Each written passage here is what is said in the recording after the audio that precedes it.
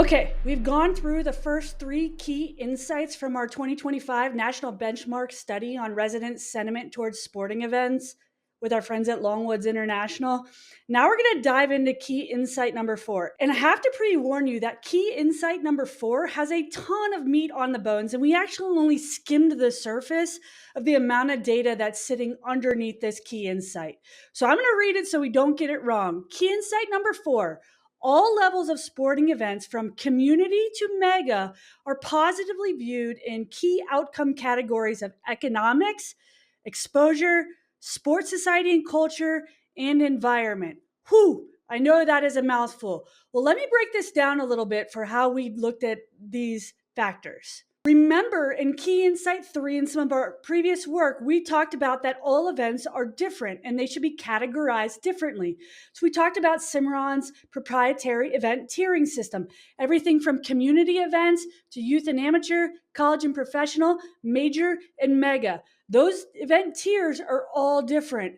And because they're different, the way they perform should be different. In other words, the things that we should get as a community out of those events taking place in our destination are different. In Cimarron, our team, I've seen lots of different models on how we look at outcomes. Usually we just lean towards economic, which is only telling a little bit of the story. But we like to group the outcome categories into 4 main groups. Those main groups correspond with the outcomes reported in Key Insight 4. So we're looking at economy, community exposure, sports, society and culture, and environmental impacts. Okay, so rather than to dive into all of those at once, we just reported in this first cut 1 or 2 key metrics from each of those outcomes. So think about it this way. Look at it like it's a table. On one side of the table, you have the tiers of events, community at one end and mega events at the other. On the other side of the table, your x-axis, you have all the different outcomes that can stem from those events in economic, community exposure, sports, society and culture, and environmental. Within each of those buckets, there's tons of metrics within that.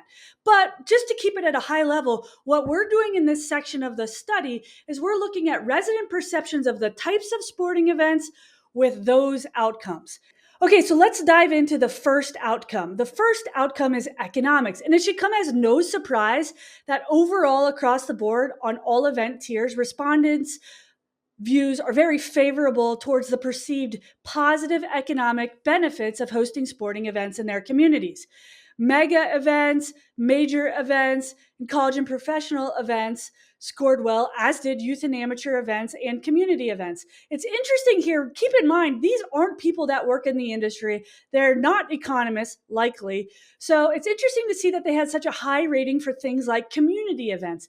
In general, we tend to believe that community events are those that are intended for the local community, the local populace, so it wouldn't naturally drive as many hotel stays or visitors as something like a college or professional or a major sporting event.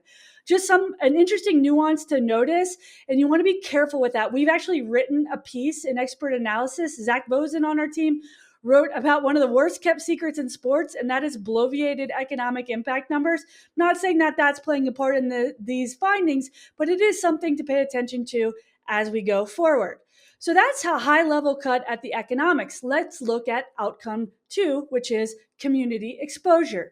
Hosting the following major sporting event tiers creates media exposure for my community. So we asked all forms of media, from print to social to traditional to earned, and again across those event tiers. It should also come as no surprise that mega events and major events, followed closely by college and professional events, scored the highest in favorability when it comes to their ability to create community exposure. No surprise there. That's all really good. Keep in mind, this bears proof that sporting events are a conduit to communicating your community's brand and value, right? You're creating brand awareness through this conduit of sporting events in your community. Even youth and amateur and community sporting events scored well on this one too. When we're looking at community exposure, that could mean internal to the market, which is probably why community and youth and amateur sporting events scored well, but also external to your community as well. Take youth and amateur sporting events, all those teams and people traveling in for tournaments in your community. I can tell you darn well what they're doing on the sidelines, and it's probably not watching every waking moment of the competition. They're on the Instagram, they're on YouTube, they're on the TikTok, they're on all the social media platforms talking about how well little Johnny or Susie is doing in this tournament held in Grand Junction, Colorado, or Tuscaloosa, Alabama. So very high in favorability when it comes to creating media exposure for the community. Now let's look at one that I like to call sports, society, and culture as an outcome. In my dissertation, I tabbed this as sociocultural impacts. And those were the things that really tie in access to sport, contribution to our culture, think civic pride, community engagement, all of those connectivity, points of connectivity for our community, all of those sort of soft but very important factors from sporting events.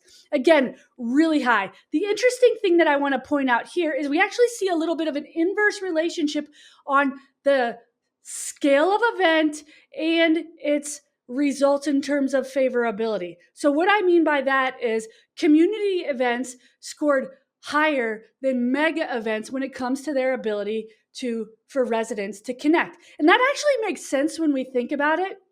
Community events, youth and amateur events, they're all about the local populace. But as the scale and thus magnitude of events increase in size to major and mega, all of a sudden we start to see, although we're working on this as an industry, I would say it's an opportunity as we point out in the study, but we're starting to see a slight decrease in the residents' perceptions that those events are actually contributing opportunities for them to connect with one another.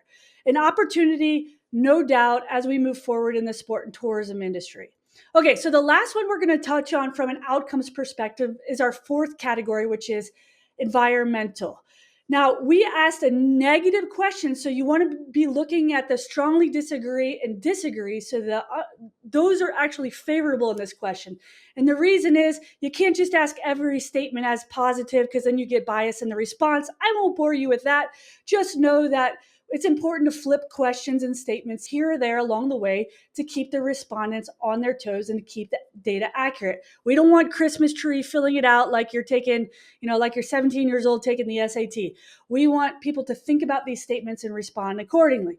So when it comes to the perception that sporting events negatively impact the local environment, it really should be no surprise that the larger the event, the more they perceive a negative impact. Interesting, community events scored higher than youth and amateur events as well. I don't really have an explanation for why that is. It's just an interesting finding. But on the environmental factor, we do see that obviously it's no surprise. This has been a wave that has taken place across Europe for many, many years. We're starting to see more of it infiltrate isn't the right word, just play a part in RFPs. I know I saw the FIFA World Cup RFPs had a huge weight on the fact of environmental impact. And again, remember, we're coming into a decade of like no other in the United States when it comes to hosting international events. So don't be surprised if you hear more about environmental impacts going forward. Now, that was a ton. And you guys did a great job bearing with me as I explained the nuances and all this. But the one thing that I want to drive home, actually, there's two things, is that these events perform differently. We see this in the results. This is the first time anybody's ever cut event tiers like this based upon outcomes. And the other aspect of it is that each one of these outcome categories that we talked about today in Key Insight 4 from our study is really just one metric we looked at. We actually looked at more than a handful of metrics for each of those broad categories. What we tried to do in this first cut of the data was really roll it up into something that was understandable, snack size, and digestible for the reader. But we're going to be diving into the nuances of each of those outcome categories crossed with those event tiers as we move forward in the future. Phew. That's a lot. I'm exhausted. Let's recap. Key insight four: all levels of sporting events, from community to youth and amateur, college and professional, major and mega events, are positively viewed in key outcome categories of economics, community exposure, sports, society and culture, and environmental. Stay tuned. Thank you to Longwoods for diving into this research effort with us. Thank you to Miles Partnership for presenting this study, being our presenting sponsor. Of course, the Greater Orlando Sports Commission and Visit Frisco. Man, we're just starting to get into the meat and potatoes of this thing. There's so much more to come. So stay tuned. Until next time, I'm Dr. Jennifer Stoll from Cimarron Global Solutions.